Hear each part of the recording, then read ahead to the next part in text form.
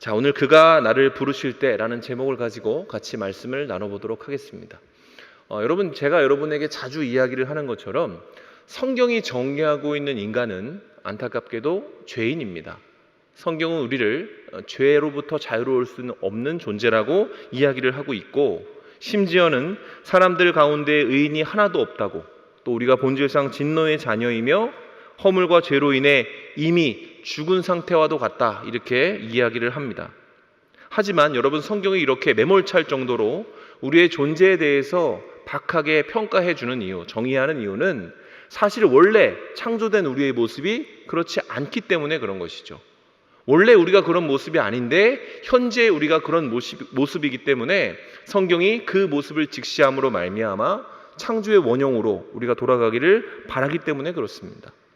그렇다면 원래 우리의 모습, 창조의 원형의 우리의 모습은 어떤 존재였는가? 창세기 1장 26절에는 이렇게 되어져 있습니다. 하나님이 이르시되 우리의 형상을 따라 우리의 모양대로 우리가 사람을 만들고 그들로 바다의 물고기와 하늘의 새와 가축과 온 땅과 땅에 기는 모든 것을 다스리게 하자. 창조되었을 때 원래 인간의 디자인은 어떤 거예요? 하나님의 형상이에요. 가장 존귀하고 가장 아름다운 모습으로 우리가 창조되었다는 거죠. 겉모습만 그랬느냐? 소프트웨어도 아주 좋았습니다. 그래서 우리는 본래 하나님의 능력을 힘입어서 이 땅을 다스리고 기경하고 정복할 수 있는 어떤 탁월한 능력을 가진 존재이기도 했다라는 거죠. 실제로 성경을 보면 하나님이 이러한 인간을 창조하신 이후에 그냥 기뻐하신 것이 아니에요. 다른 것들을 다 창조하셨을 때에도 하늘, 빛, 궁창들 이런 것들을 창조하셨을 때도 하나님이 감탄을 하셨지만 인간을 만들었을 때는 더 특별하게 감탄을 하셨습니다. 창세기 1장 31절에 하나님의 감탄, 인간을 만든 뒤에 감탄이 이렇게 등장을 해요. 하나님이 그 지으신 모든 것을 보시기에 심히 좋았더라. 다른 건요 그냥 좋았더라예요. 근데 인간을 바라보시고 하나님이 하신 말씀이 뭐냐면 심히 좋다 이거예요. 그냥 좋은 게 아니라 내가 만든 모든 것보다 이게 진짜 걸작이다 이렇게 얘기했던 것이 하나님의 마음이었다라는 겁니다. 성경은 여러분이 그렇게 기록하고 있습니다. 인간은 본래 완전한 존재였다. 하나님의 형상을 가지고 있고 하나님의 능력이 깃든 하나님의 모형이었다. 이렇게 이야기를 하고 있는 거죠. 그런데 이랬던 인간이 그럼 어쩌다가 성경이 기록한 바와 같이 죄인이 되었는가? 소망 없는 존재가 되었는가? 본질상 진노의 자녀이며 이미 죽은 상태와도 같은 그런 절망적인 지경이 되었는가? 성경은 그 원인을 뭐라고 할까요? 죄 때문이라고 이야기를 합니다. 우리가 원래 그랬던 것이 아니지만 죄가 우리 속에 들어옴으로 말미암아 우리 안에 있는 하나님의 형상이 무너지고 하나님이 심히 좋다고 했던 그 모습이 훼손되었다 이렇게 생각을 하는 겁니다.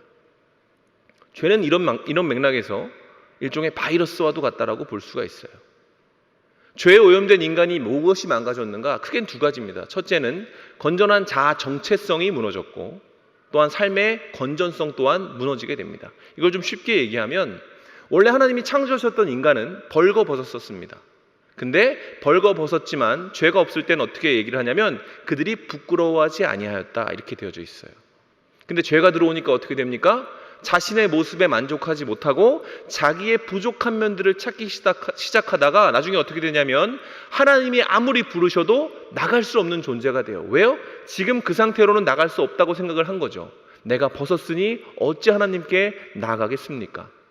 그래서 그 부끄러움을 가리기 위해서 만든 것이 뭐냐면 무화과 나무 잎으로 얼키설키 만든 그 아주 부족한 옷을 입고 있었던 것입니다. 그러면서도 그것조차도 부끄러워서 숲을 바깥으로 나가지 못하는 것이 죄로 인해 망가진 인간의 자아 정체성이었다는 거죠. 하나님께 나아갈 수 없는 그런 상태. 근데 여기서 끝난 게 아닙니다. 이렇게 건강한 자아 정체성이 무너지니까 어떻게 되냐면 이제는 내가 하나님께 받은 것이 아니라 내가 부끄러운 것을 묵상하게 되잖아요. 부족한 것, 연약한 것들. 그렇게 되니까 어떻게 되냐면 삶의 건전성이 무너집니다. 이건 무슨 말이냐면 부족한 것을 채우기 위한 삶이 되는 거예요. 늘 허덕거리고 늘 자기를 비판하고 늘 자기 모습 가운데 만족되어지지 않는 모습을 묵상하다가 정작 감사해야 되고 찬양해야 되고 예배해야 하는 타이밍을 다 놓쳐버리게 되었다라는 거죠. 그게 바로 인간을 망가뜨린 죄의 영향력이라는 것입니다. 죄에 물든 사람은 자신을 사랑하지 못합니다. 온전히 사랑하지 못합니다. 그리고 그 사랑하지 못함으로 말미암아 자기의 삶과 자기의 재능과 자기의 모습들을 하찮게 여기면서 보다 세상이 말하는 것들을 얻기 위해 나를 좀 더 세공하고 아름답게 보일 수 있는 것을 찾기 위해서 자기에게 주어진 모든 시간과 에너지를 허비하면서 살아간다는 거죠. 그래서 시체처럼 되는 것입니다. 그리고 이런 소망 없는 모습 가운데 하나님이 우리에게 주신 축복이 있는데 그게 뭐예요? 복음입니다. 복음. 예수 그리스도께서 우리를 사랑하신다라고 말씀해 주시는 그 십자가의 복음. 죄가 바이러스라면 복음은 백신입니다. 죄로 인해 망가진 우리의 모습은 복음을 온전하게 깨달음으로 말미암아 회복될 수 있다는 거예요. 다시 말하면 죄가 우리의 자아 정체성을 망가뜨리고 우리 삶의 건전성을 망가뜨렸지만 우리가 복음을 온전하게 받아들이고 그 복음의 영향력 아래 살게 되면 어떻게 되는 거예요? 자아 정체성이 회복돼요. 내가 나를 판단하는 것이 아니라 하나님의 시선으로 나를 판단하는 능력이 생기는 겁니다. 그럼 어떻게 되겠습니까? 이제는 부족한 것을 채우기 위해서 애쓰는 삶이 아니라 하나님이 내게 주신 것에 감격하고 감탄하면서 하나님이 나를 보시면서 감탄하셨던 그 모습대로 나 또한 내게 많은 것들을 허락해 주신 하나님께 감탄하며 찬양하며 예배하며 살아가는 삶으로 변하게 된다는 것입니다. 오늘 제가 여러분과 나누고 싶은 이야기는 그렇다면 하나님이 이러한 우리의 자아 정체성을 회복시키는 방법, 구체적인 방법이 무엇인가라는 것입니다. 그리고 나아가서 그 방법에 대해서 우리가 어떻게 반응해야 되는지 이 아가서를 통해서 좀 구체적으로 살펴보기를 원합니다. 오늘 우리가 읽었던 아가서는 제목은 그냥 이런 뜻입니다. 노래 중에 노래다. 그러니까 최고의 노래다 이런 뜻입니다. 주제는 두 남녀의 사랑에 대해서 이야기를 하죠. 일반적으로 남자는 솔로몬 왕이고 여인은 술람미 여인이다 이렇게 많은 사람들이 이야기를 합니다. 여러분 알다시피 솔로몬은 이스라엘의 황금기를 이끌었던 아름다운 완벽한 거의 엄친아급의 완벽한 왕이었고 술람미 여인은 살갗이 검은 포도원에서 일하는 일꾼이었다 이렇게 알고 있을 것입니다. 근데 아가서를 한 번이라도 읽어보신 분들은 알겠지만 이 아가서에 있는 두 사람의 사랑 이야기가 매우 적나라하고 감각적인 묘사들로 가득 차 있기 때문에 실제로 유대인 랍비들은 이 아가서를 30세 이하는 읽지 못하게 했대요. 그러니까 30세 미만 읽기 불가 이런 거죠. 왜냐하면 표현들이 너무나 직접적인 것들이 많기 때문에 그렇습니다. 이런 이유로 학자들 사이에서는 이게 진짜 성경이 맞아? 이런 얘기가 나온 적도 있다고 하더라고요. 그런데 여러분 높은 난이도에도 불구하고 사실 이 아가서는 우리의 신앙을 아주 성숙하게 만드는데 매우 유익한 책이라고 저는 자신 있게 말씀드릴 수 있습니다. 왜냐하면 이 본문에 표현된 그 감각적이고 직접적인 사랑의 묘사는 여러분 하나님이 우리를 어떻게 사랑하시는지 또 우리가 그에게 하나님의 사랑을 어떻게 전달해야 되는지를 알려주고 있는 것이기 때문에 그렇습니다. 그러니까 이 내용들을 그냥 감각적으로만 보지 마시고 묘사적으로 보면서 하나님이 나와 이렇게 친밀감을 갖기를 원하시는구나. 나 또한 그의 신부로서 하나님께 이런 사랑을 드려야 하는구나. 이런 식으로 읽으시면 은유적으로 읽으시면 이 내용이 아마 복음적으로 잘 이해가 될 줄로 믿습니다. 아가서의 내용을 한번 살펴보죠. 자, 아가서는 신부의 노래로 시작을 합니다. 먼저 처음에 시작이 뭐냐면 1장 2절에서 이렇게 시작을 해요. 내게 입맞추기를 원하니 내 사랑이 포도주보다 나음이로구나. 자, 여기서 신부는 지금 뭐라고 얘기하냐면 내가 입맞춤을 기다리고 있습니다. 이렇게 이야기를 하죠. 이 입맞춤은 그냥 인사가 아니라 연인 간의 키스를 이야기를 하는 것입니다. 그러니까 적극적인 사랑의 표현에 대해서 이 신부가 지금 요구하고 있다는 것이죠. 근데 이걸 가만히 생각해 보면 그 당시 성경이 쓰여졌던 시대의 당시 가부장적인 사회의 통념 아래에서 여인이 이런 대사로 노래를 시작한다는 것 자체가 매우 과감함이 엿보이는 대목이라고 할 수 있겠습니다. 그리고 이러한 과감함과 적극성이 바로 사랑의 본질이죠. 사랑의 본질. 여러분 사랑하면 용감해집니다. 경험해 보셨죠? 여러분 다? 네, 경험해 봤다고 하십시오. 다 경험해 봤을 겁니다. 사랑하면 자기에게 없는 에너지가 나와요. 부끄러움이 없어진다는 겁니다. 대담해진다는 것이죠. 실제로 과학자들이 이 사랑이라는 감정을 연구했는데 사랑에 빠진 사람의 뇌에서 페틸 에틸아민이라는 그 호르몬이 신경 물질이 분비된다고 그래요. 그게 막 분비가 된대요. 그러면 이 물질이 하는 일이 뭐냐면 도파민, 세로토닌, 엔돌핀 같이 호르몬의 분비를 매우 촉진시킨다고 합니다. 그러니까 기분을 좋게 하는 모든 물질이 머릿속에서 폭죽이 터지듯이 팡 터지는 겁니다. 그러니까 제정신이 아니게 된다. 이렇게 생각하는 거죠. 사랑하면 정신을 잃어버린다. 이렇게 얘기하는 겁니다. 그러면서 어떻게 되는 거예요? 활력이 생긴대요. 부지런해지고요. 묵상하게 되고요. 자기가 평소 귀찮아하던 것들을 하게 된다. 이렇게 과학자들이 얘기를 했다는 거죠. 여러분, 사랑에 빠지면 핑크렌즈 현상을 경험한다고 하지 않습니까? 사랑하면요, 내가 사랑하는 사람 외에 다른 사람이 블랙아웃이 되는 거예요, 여러분. 그렇지 않습니까? 그 사람이 걸어오면 그 사람 주변이 이렇게 까매지고 이 대상만 보이는 경험을 하지 않습니까? 누가 봤을 때 그 사람은 오징어이지만 내가 볼 때 그 사람은 월척인 거죠. 그리고 그 사람은 막 기다리게 되고 간절히 바라게 되고 이렇게 된다라는 것입니다.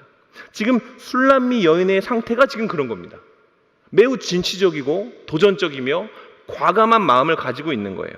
사랑에 빠진 술람미 여인의 머릿속에는 오직 연인을 향한 그리움만이 가득합니다. 갈망만이 가득해요.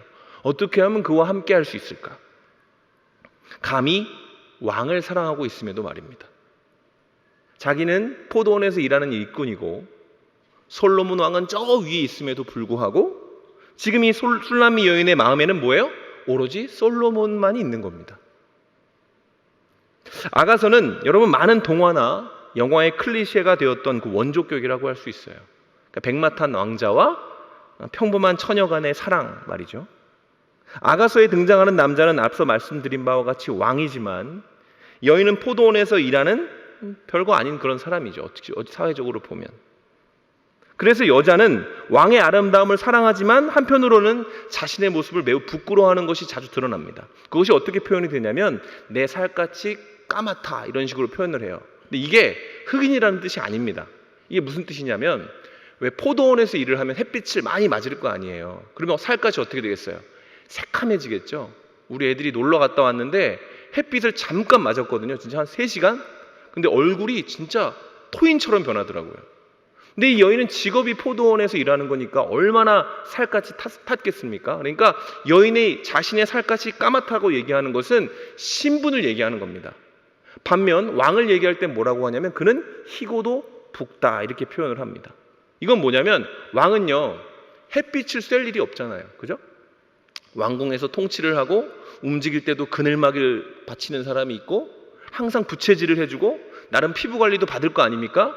그러니까 왕은 뽀얗고 붉은데 여인은 까맣고 거친 겁니다. 바로 그런 모습들이 이 아가서에 잘 등장하는 그런 거라는 거죠. 쉽게 말하면 두 사람은 객관적으로 보면 어울리지 않는 겁니다. 두 사람이 연합할 수가 있어? 불가능한 거 아니야? 사람들이 이렇게 생각하는 그런 커플이라는 거죠. 두 사람은 좋아 죽지만 다른 사람이 봤을 때는 분명히 아까운 사람이 있는 그런 모습이라는 겁니다. 그러나 그 둘은 그 큰 간격을 뛰어넘어서 사랑을 속삭이죠. 그리고 그 사랑을 속삭임으로 말미암아 이 여인은 일반 똑같은 여자친구처럼 자신의 미모를 왕 앞에 자랑하기도 합니다. 뭐 어떻게 자랑을 하냐면 2장 1절에 이렇게 돼 있어요. 여인의 노래. 나는 샤론에 수선하여 골짜기에 백합화로다. 이렇게 이야기를 해요. 자, 이게 무슨 뜻이냐면 지금 이 여인은 술람미 여인은 자기가 꽃이라고 얘기하고 있는 거예요. 신랑한테. 나 꽃이에요. 이렇게 얘기하는 거죠. 굉장히 용감하고 과감하죠. 근데 여기서 말하는 이 꽃의 표현에서도 이 여인의 열등감이 좀 드러나는데 그게 뭐냐면 이렇게 얘기했거든요. 나는 샤론에 수선하고 골짜기에 백합화다. 이게 무슨 의미냐면 이 들꽃이라는 의미입니다. 저는 꽃입니다. 당신에게 보기에 나는 꽃이지만 나는 꽃이라는 자부심은 가지고 있지만 그래도 나는 뭐예요? 들꽃입니다. 이겁니다. 그러니까 이건 거죠. 나 이쁘지 않아? 일반 사람 치고는 이겁니다. 여러분 여자친구가 나 이쁘지 않아? 나 김태희 같지 않아? 그럼 주먹이 꽉 젖을 수도 있지만 그러면 안 되잖아요, 여러분. 그런 과감함이 나와야 돼요, 사실. 내 옆에 있는 이성 친구가 적어도 내 앞에서는 누구보다 담대하고 누구보다 자랑스러워져야 되는데 여러분 지금 이 여인은 뭐예요? 사랑을 받고 있지만 너무나 큰 간격이 있으니까 이렇게 얘기하는 거예요. 저는 꽃같이 아름답지 않습니까? 들꽃치고는 말이죠. 이렇게 얘기를 하는 겁니다. 근데 보세요. 이에 대한 왕의 반응입니다. 2장 2절. 여자들 중에 내 사랑은 가시나무 가운데 백합화 같도다. 솔로몬이 그렇게 얘기한 거예요. 가시나무 사이에 백합화와도 같다. 이렇게 얘기한 거죠. 당신이 백합화라고요?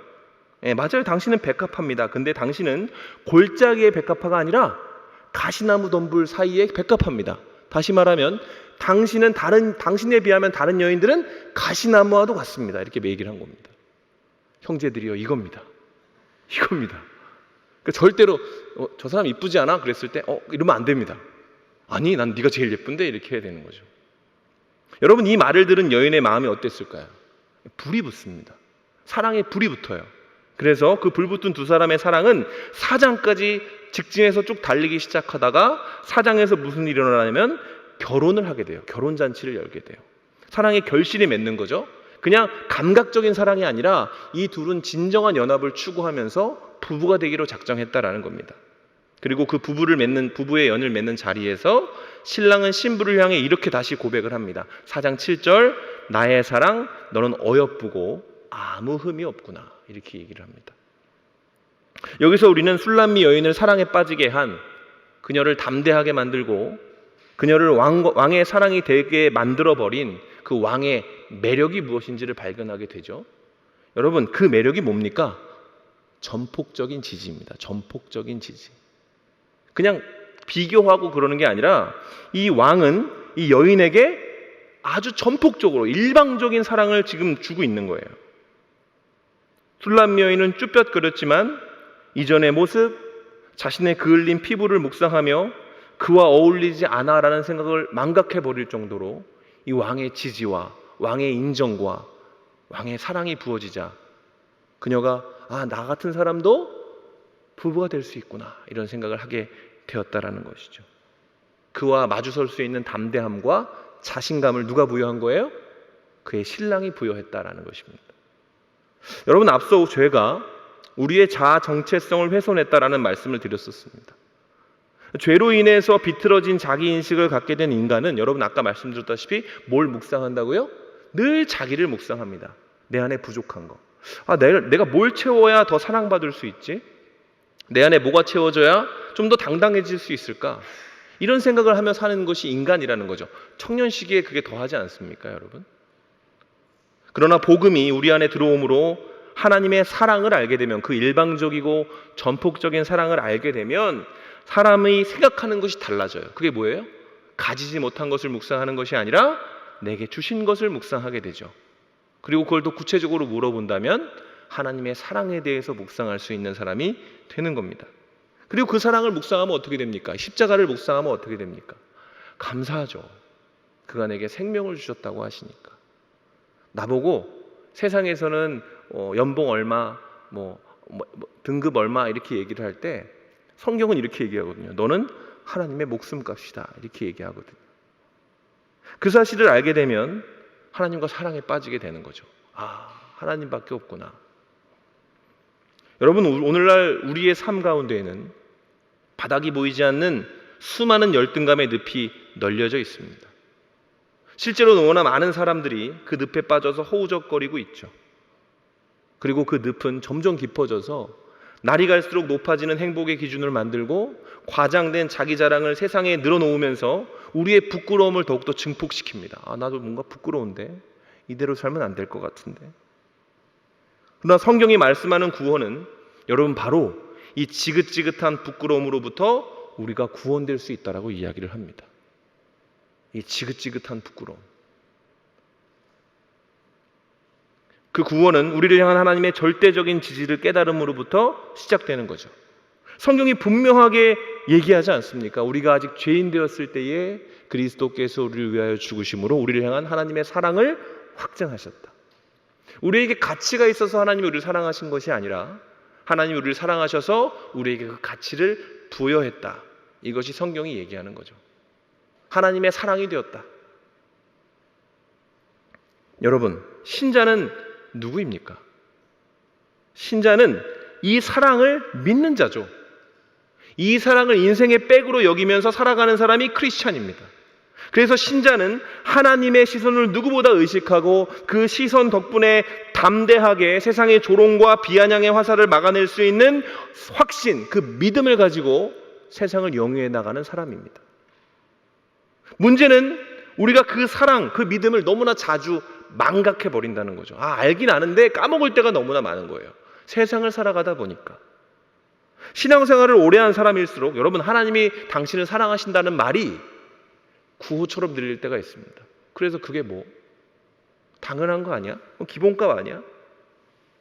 여러분, 절대 그렇지가 않은 거예요. 여러분, 하나님이 여러분을 사랑한다는 것은 있을 수가 없는 일입니다. 사실은 불가능한 일입니다.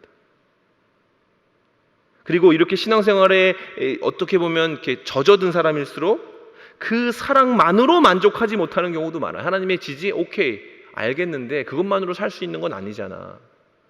좋은 직장도 필요하지. 나도 나름 이뻐져야지. 나도 공부 열심히 해서 세상에서 인정받아야지. 이런 생각을 먼저 하게 된다는 거예요. 그 생각이 나쁘다는 게 아니라 그게 앞서게 되면 하나님의 사랑이 어떻게 되는 거예요? 내 삶에 그다지 중요하지 않은 게 되는 겁니다.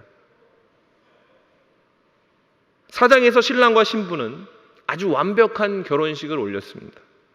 보통 동화는 이쯤에서 그래서 그 이후에 그 사람들은 행복하게 잘 살았습니다라고 끝나지만, 여러분, 성경은 우리를 알기 때문에 새로운 시작에 대해서 이야기를 합니다.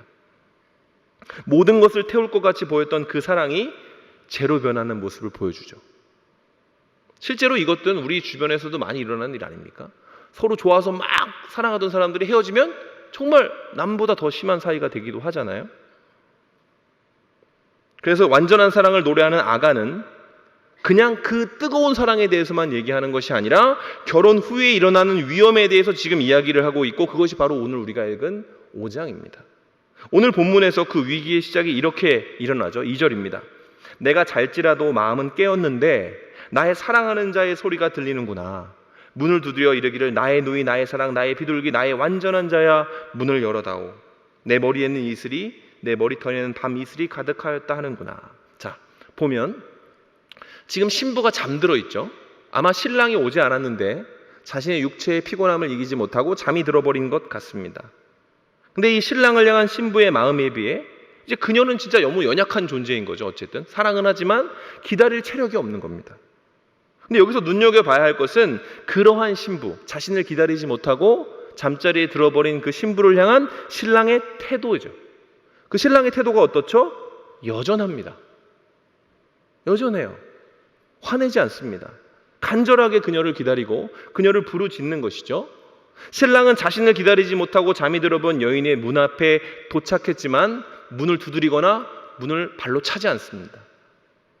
이슬이 머리에 맺히기까지, 아니 시간이 더 지나서 밤 이슬이 맺히기까지 외치면서 기다려요.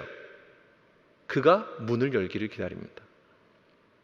그리고 이런 모습이 바로 우리와 하나님 사이의 관계이기도 한 것이죠. 이런 연약함을 대하는 신랑의 태도는 묵상할수록 감동적이에요. 신랑은 기다렸다. 신랑은 기다린다. 머리에는 이슬이 내리고 있지만 이 왕인 신부님에도 불구하고 감히 나를 기다리게 해? 내 옷을 젖게 해? 이게 아니라 사랑이 가득한 음성으로 온갖 사랑의 표현을 넣어서 신부를 깨우고자 하는 거죠. 문을 열어주기를. 자신을 기다리지 못하고 잠들어버린 못난 신부이지만 신랑은 신부에게 변함이 없습니다. 실망하지도 않았고 윽박지르지도 않습니다. 답답한 것은 신부의 반응이죠, 여러분. 그녀는 신랑의 음성을 들었습니다. 내가 잠들어 있지만 깨어 있었다 표현을 하잖아요. 소리도 듣는 거예요. 근데 뭐라고 얘기합니까? 3절에서 이렇게 얘기합니다. 내가 옷을 벗었으니 어찌 다시 입겠으며 내가 발을 씻었으니 어찌 다시 더럽히랴마는. 이게 무슨 뜻이냐면 신부는 뛰어나가지 않습니다, 여러분. 신부는 뭐라고 생각하는지 아세요?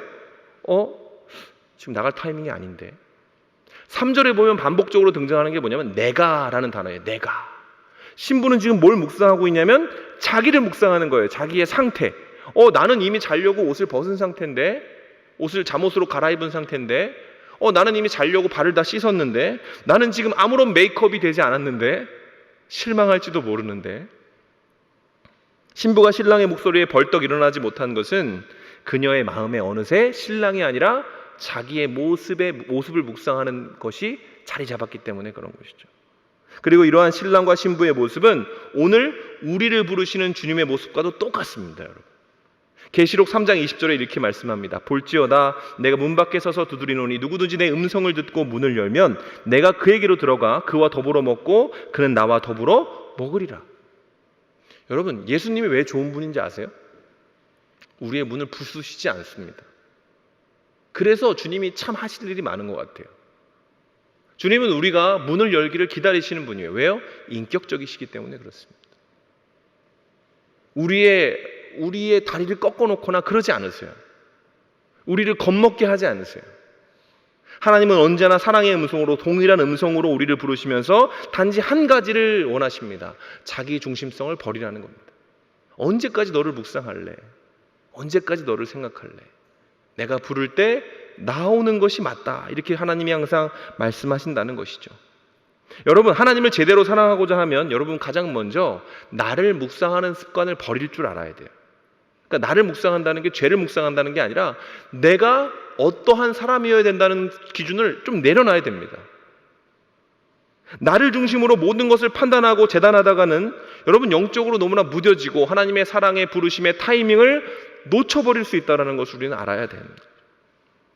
어쨌든 신부의 야속한 마음을 아시는지 모르신지 문 밖은 여전히 소란스럽죠. 기다리다 지친 신랑은 문틈으로 자기의 손을 막 밀어넣으면서 신부를 향한 마음을 막 드러냅니다. 애절하죠.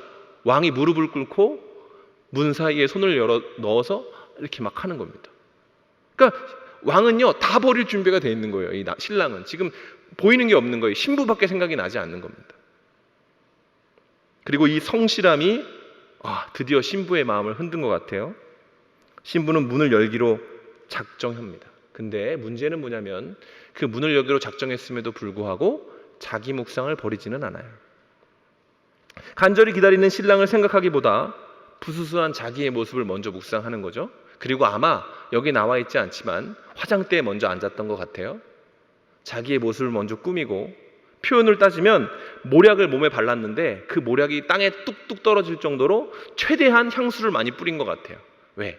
자기의 채취보다 이 향수의 향기를 신랑이 맡기를 원했거든요. 그러니까 나름대로의 풀 세팅을 마치고 문을 딱 열었습니다. 근데 뭐가 된 거예요? 신랑이 그 앞에 없어요. 타이밍을 놓친 거죠. 사랑은 타이밍인데 자기가 자기를 꾸미는 사이에 신랑은 정말 잠들었구나 하고 떠나버린 겁니다.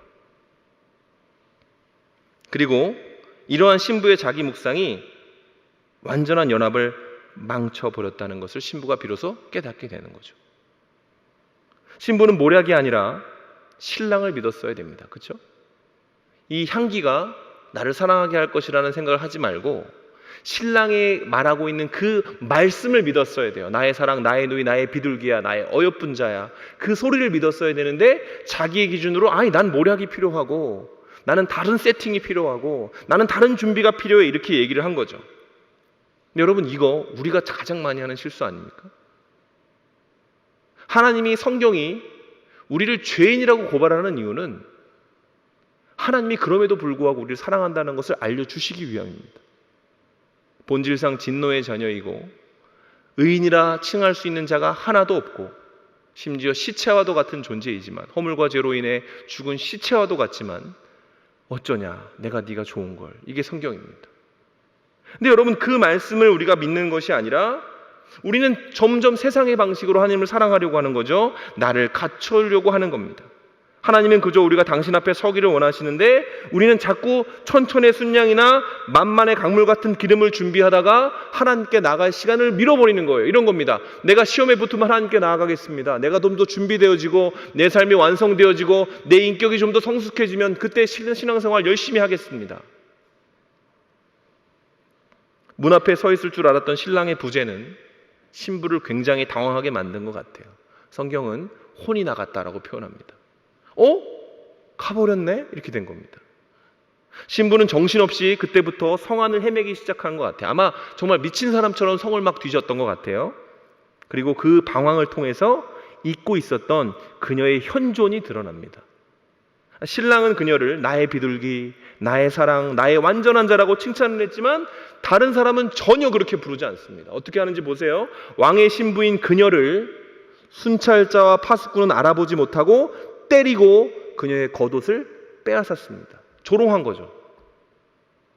한밤중에 순찰자들은 성을 헤매는 여인을 바라보면서 그냥 미친 사람이다 생각을 한 거예요. 그래서 막대한 겁니다. 여러분, 사랑은 때때로 우리를 교만하게 만들 때가 있죠. 하나님의 사랑을 받았을 때는 그 사랑으로 충분했는데 뭔가 그 사랑을 세공하기 위해서 나를 꾸며내려고 하는 순간 여러분, 우리의 타이밍은 어긋나게 되어져 있습니다. 그 사랑을 확신한 우리는 너무나 때때로, 너무나 자주 하나님을 기다리게 하고 심지어 그분의 열심을 끊임없이 소모시키기도 한다는 거예요. 그러나 이러한 행동은 명백한 착각이, 우리는 그렇게 할 수 있는 존재가 아닙니다. 그럴 만한 사람이 아니에요. 그의 지지와 그의 인정이 없다면 우리는 귀한 존재가 아니라는 거예요, 여러분. 하나님이 우리를 존귀하다 하실 때 그분이 우리를 존귀하다 하시기 때문에 존귀한 것이지 우리의 자체가 존귀한 것이 아니란 얘기입니다. 여러분의 속을 들여다보십시오. 겸허하게. 옆에 사람에게 고백할 필요도 없습니다. 그냥 자기의 마음을 들여다보십시오. 거룩하지도 않고 존귀하지도 않습니다. 그래서 실제로 우리는 하나님의 사랑이 되기에는 전혀 어울리지 않는 존재예요. 주님은 아름다우시지만 우리는 초라하고, 그분은 완전하고 거룩하시지만 우리는 불완전하고 천박하게 이를 데 없기 때문에 그렇습니다. 절망하여 주저앉은 신부의 앞에 그것을 깨달았으니까 절망했겠죠. 나 아무것도 아니구나. 왕 앞에 있을 땐 그렇게 어루만짐을 받았는데 왕이 나를 떠나니까 이 파수꾼과 순찰자들이 나를 때리고 괴롭히는구나. 털썩 주저앉은 것 같아요. 그리고 그때에 예루살렘의 그 아름다운 딸들이 나오는 거예요. 자기는 포도원의 일꾼이니까 저 시골 여인이잖아요. 근데 예루살렘은 강남 언니들이 나온 겁니다. 쉽게 말하면. 예쁜 사람들이 나온 거죠. 그 성읍에 사는 그녀들에게 이 신부가 부탁을 하는 거예요. 8절에서 이렇게 얘기합니다. 예루살렘의 딸들아, 내가 너희에게 부탁한다. 너희가 내 사랑하는 자를 만나거든 내가 사랑함으로 병이 났다고 하려무나. 자, 이 술람미 여인이 지금 말하는 내가 사랑하는 자는 누구예요? 솔로몬. 그러니까 예루살렘의 딸들에게 있어서 인싸 오브 인싸, 그의 사랑이 되는 것을 꿈꾸는 자들이 예루살렘의 딸들 아니겠습니까? 근데 이런 얘기를 했는데 이 예루살렘의 딸들이 뭐라 그러는지 보세요. 9절입니다. 우리 같이 한번 읽어보겠습니다. 시작. 여자들 가운데서 어여쁜 자야, 너의 사랑하는 자가 남의 사랑하는 자보다 나은 것이 무엇인가? 너의 사랑하는 자가 남의 사랑하는 자보다 나은 것이 무엇이기에 이같이 우리에게 부탁하는가? 그러니까 술람미 여인이 내 사랑을 찾아주세요. 이 얘기는 뭐냐면 너네 예루살렘 딸들이니까 알잖아. 솔로몬 알지? 만나면 얘기 좀 해줄래? 얘기했더니 이 강남 언니들은 뭐라고 생각하는 거냐면 네 사랑이 누군데? 네 사랑이 누군데 너 같은 애가 나한테 그런 부탁을 하는 거야? 이렇게 얘기한다는 거예요. 무슨 뜻이냐? 주저앉아 울고 있는 여인을 바라볼 때 예루살렘 딸들이 왜 조롱할까요? 아무리 보고 아무리 생각해봐도 모르겠는 거예요. 얘가 나한테 왜 이러지? 왜 모를까요? 술람미 여인이 솔로몬의 신부라는 생각을 전혀 할 수 없는 겁니다. 왜? 살 같은 까맣죠? 밤새도록 헤맸으니 얼굴도 엉망이겠죠? 펑펑 울고 괴롭힘 당했으니 여기저기 찢겨 있겠죠? 그 모습을 보면서 내 사랑을 찾아달라고 하니까 네 사랑? 잘해봐야 오징어인데? 이렇게 얘기하는 거예요. 근데 너 왜 그런 사람을 왜 나랑은 상관없는 사람이야. 난 만날 일도 없고 그런 사람하고 관계할 일이 없어. 근데 그걸 왜 나한테 부탁하니? 이렇게 얘기하는 거예요. 조롱하는 겁니다. 어여쁜 자야. 네가 사랑하는 사람이 있다고? 너 진짜 남친 있어? 근데 그걸 나한테 부탁할 정도는 아닐 것 같은데? 이 얘기입니다. 신랑의 지지가 사라진 그녀의 모습은 실제로 그런 겁니다. 신랑의 지지와 신랑의 인정이 사라진 그녀의 모습은 누구에게나 조롱받을 수 없는 죄인이고 누구에게나 조롱받을 수 없는 부족한 존재인 것이죠. 사람들의 눈에 그녀는 결코 존귀한 존재가 아니라는 겁니다. 우리가 딱 그렇죠. 우리가 딱 그렇지 않습니까? 우리가 하나님의 사랑을 받는 사람이다 얘기하면 사람들이 야, 너 그럴만하다 이런 얘기를 많이 할까요? 글쎄요, 저를 생각해도 그렇지 않을 것 같은데요. 제 동년배 중에 저보다 똑똑한 사람도 많고 부유한 사람도 많고 탁월한 사람이 훨씬 많거든요. 그러니까 저는 근데 하나님을 믿는 사람이기 때문에 나의 존귀함을 알잖아요. 하나님의 지지가 있기 때문에. 근데 이게 사라지면요, 껍데기인 거죠.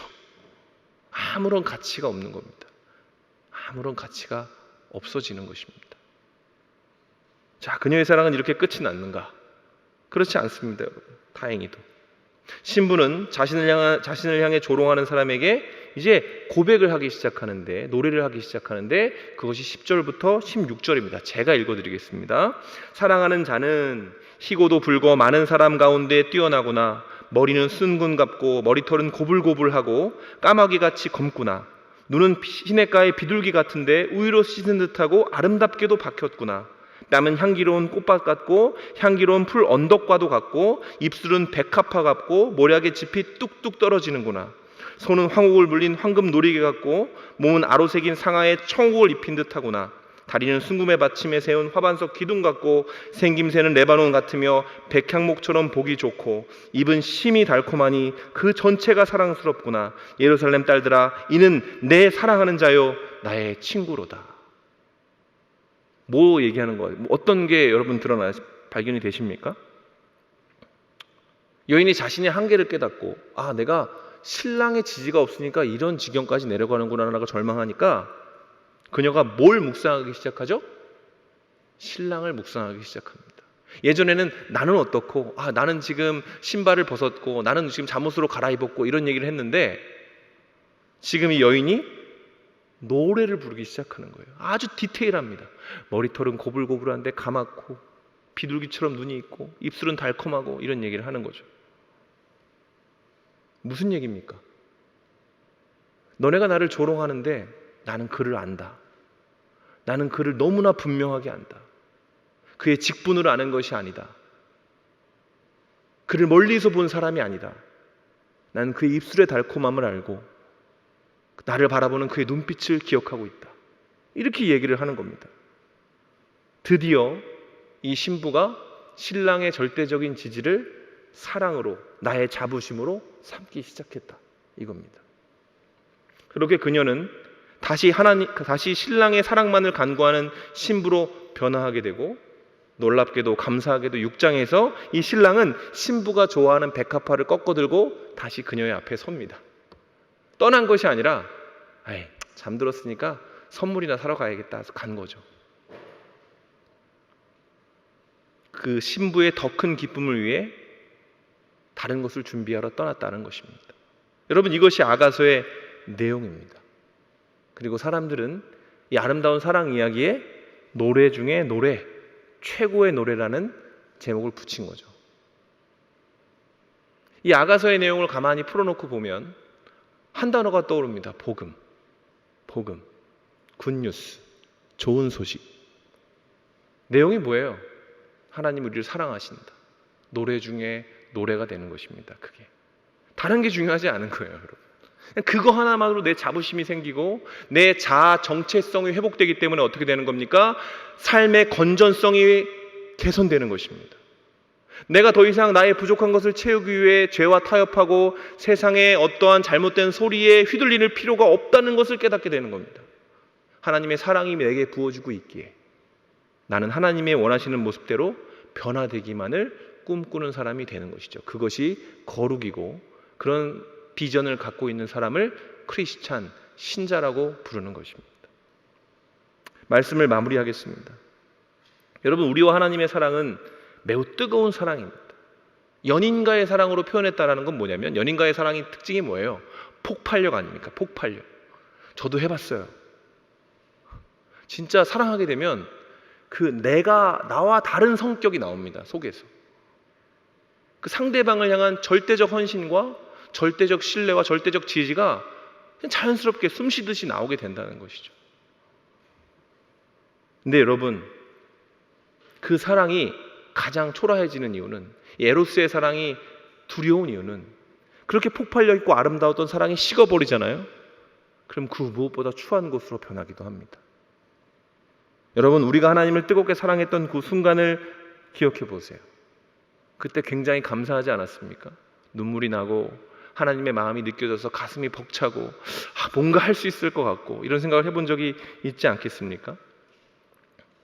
근데 그 사랑이 너무 익숙해지고 마치 챈트처럼 구호처럼 내 마음에 각인되어져서 어느 순간 나도 모르게 하나님을 기다리게 하고 주님과 밀당을 하고 있지는 않은가?